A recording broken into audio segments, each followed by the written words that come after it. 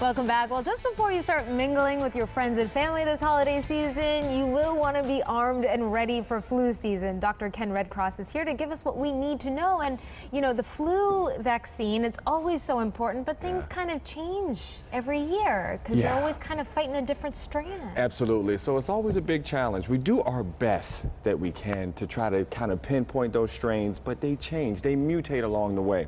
So the flu shot, every year, it feels like a crapshoot. This year has been kind of a quiet flu season, knock on wood, at least for now. Good, good, good.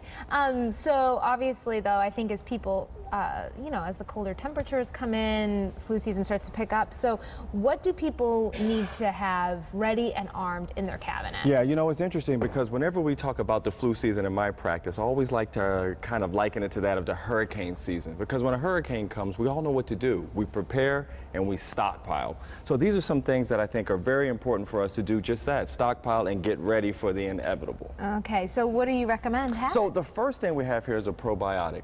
So we know that when we get sick, we lose some of the good bacteria in our gut, and the probiotic is perfect to kind of replenish those things that have been depleted.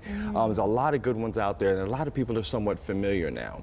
The second thing that I love to use for this flu-ready kit is Oscillo.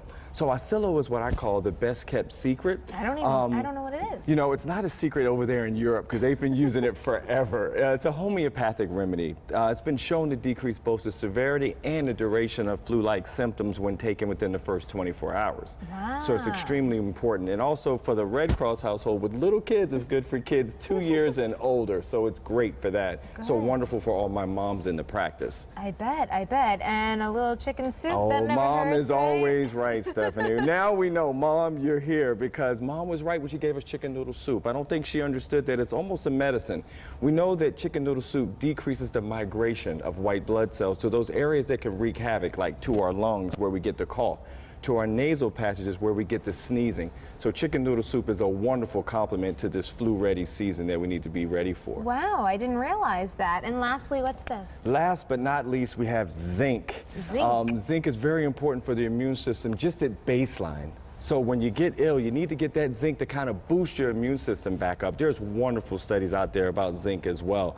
So it's something to add with all of these to get ready for what's coming. Are there any foods that are rich in zinc?